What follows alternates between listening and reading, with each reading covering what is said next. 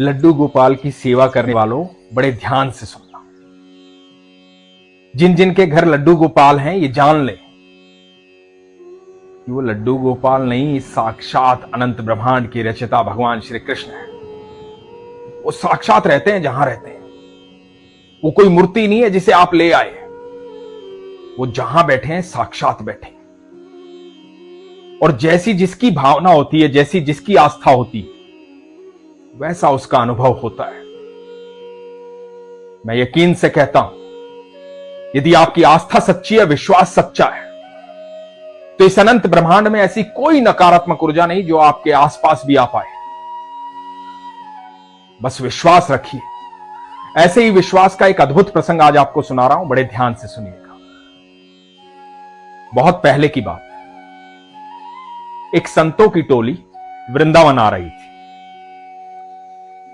वो ट्रेन में आ रहे थे। ट्रेन में भक्ति भाव चल रहा था, सब कीर्तन कर रहे थे, भगवान के भजन गा रहे थे। उन्हीं संतों में एक संत थे जो अपने ठाकुर जी को हमेशा अपने साथ रखते थे, अपने बाके बिहारी को हमेशा अपने साथ रखते थे। उनके लड्डू गोपाल उनके साथ रहते थे, समय पर भोग लगाते थे, बड़ा प्रेम करते थे उनको। अब ट्रेन में ही जब कीर्तन करने लगे तो लड्डू गोपाल को वहीं पर बिठा दिया और बोले, ठाकुर जी सुनो भजन। सब भजन कर रहे हैं। लड्डू गोपाल को थोड़ा सा ऊंचे स्थान पर रख दिया। भजन करने लगे, भजन करने में लीन हो गए। भजन करते करते, कीर्तन करते करते मथुरा स्टेशन आ गए। सब संतों की टोली थी, भजन करते करते मथुरा स्टेशन पर उतर गए।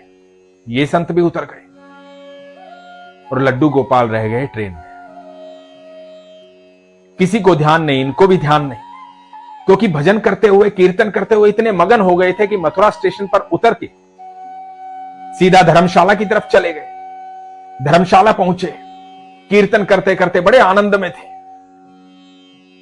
पूरे रास्ते भगवान का भजन कीर्तन करते आए थे, बड़े आनंद में थे।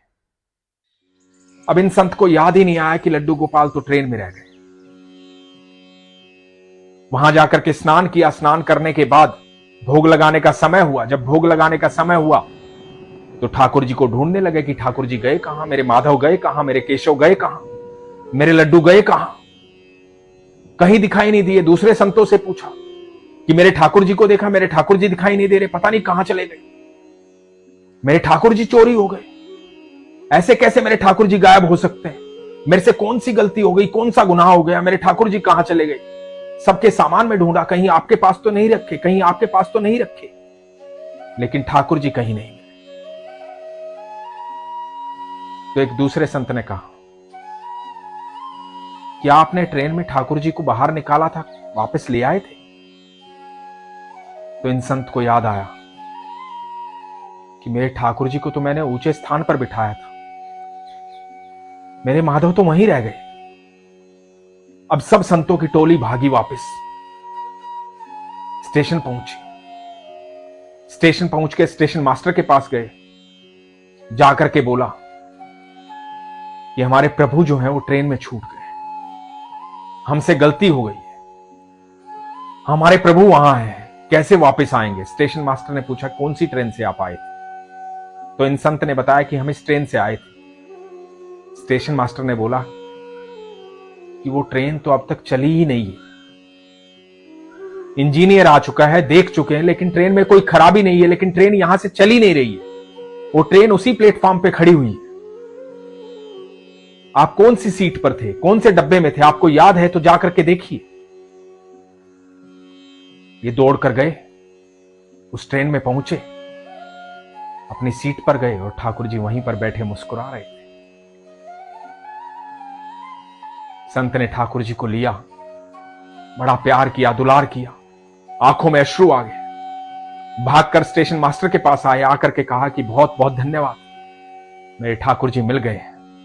बताया जाता है कि उसके बाद जब उस ट्रेन को चलाया गया तो वो ट्रेन चल पड़ी, बिना किसी खराबी के इतनी देर तक ट्रेन वहां रुकी रही। ठाकुर जी अनंत ब्रह्मांड के रचयिता हैं। वो ट्रेन तो बड़ी साधारण सी चीज है। वो चाहे तो समय को रोकते हैं, वो चाहे तो कुछ भी कर सकते हैं। हम सब जानते हैं कि अनंत ब्रह्मांड में जो कुछ भी है उनके अधीन है। सारे नक्षत्र, सारे ग्रह, सब कुछ उनके आदेश का पालन करता है।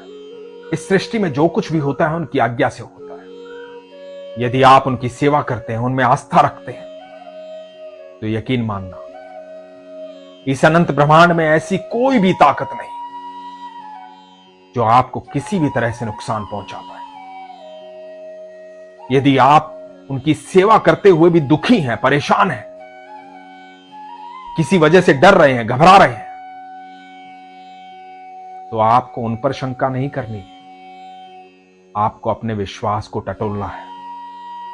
जो लोग ये कहते हैं ना कि मैं बहुत पूजा करता हूं, भोग लगाता हूं, लेकिन भगवान मेरी सुन नहीं रहे हैं, यही तो शंका है।